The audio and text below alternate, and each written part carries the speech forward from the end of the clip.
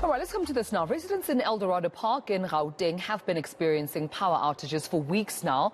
12 distributors at the substation have been stolen. A few weeks back, a fire broke out, resulting in outages. Johannesburg City Mayor, that's Dr. Mpopalata, says this is suspected to be sabotage. Joining us now is MMC for Environment and Infrastructure Services, Michael Sun. Michael, good morning to you. Always a pleasure talking to you.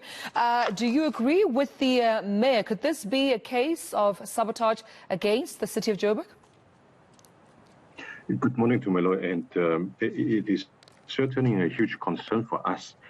Since the 15th of April, where the substation in Eldorado Park has burned down, we discovered that more than 20 kilometers of cable was stolen. This is as a result. Obviously, there were no electricity due to the fire damage, and on top of that, we now find about 170 fuses being stolen from the various, in fact, 12 distributors in the area that forms a ring, supplies electricity not just to Eldorado Park, but Mansfield, Tebelihle, Motsoaledi, Pimville, Lenasia.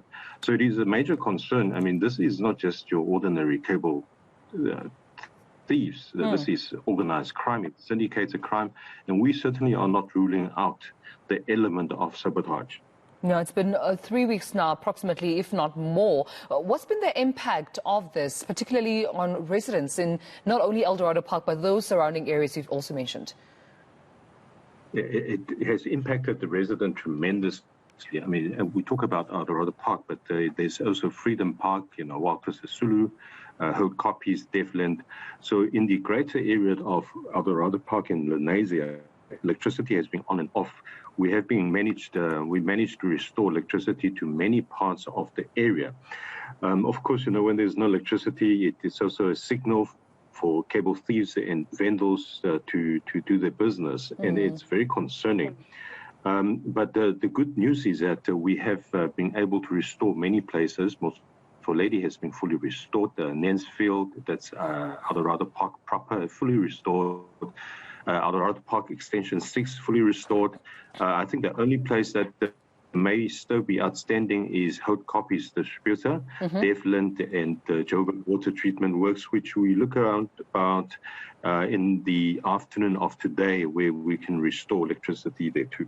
Yeah, and I know that there's been frustrations, as you mentioned, from residents because they've been highly impacted by these outages. I mean, what's been your engagement like with them just to try and, keep calm and to make them understand that you're doing all you can to, of course, service these power stations? It's quite interesting. So we have two groupings of residents, and we really want to thank the ward councillors on the ground for assisting us. Of course, our City Power senior team has been on the ground to ensure that electricity has been restored, but we're the one group that would, assist and support our technicians. But then you have had a handful of, again, criminals in the areas that would take the opportunity to even attack our technicians.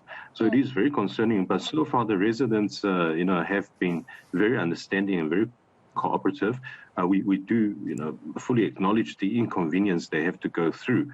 But you can imagine that when we are trying to restore electricity on the one hand and replace 20 kilometers of cable and 170 fuses, and some of the residents are, going against that, they would block the roads and then of course, the criminal elements would attack the technicians. Becomes very dangerous and impossible for them to work under those conditions. Yeah. The good thing is that we've made, when I say we, of course, together with law enforcement and community members, made 9 arrests in Eldorado Park alone and 6 arrests in Selby that are possibly linked to those damage and theft in Eldorado Park. Right.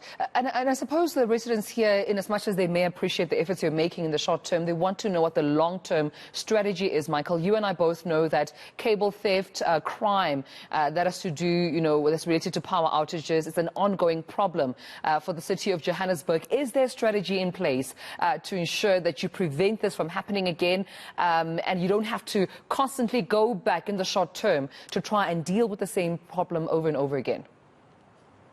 Yeah, Absolutely. The short term or the immediate term is that we have enhanced and stepped up the security deployment.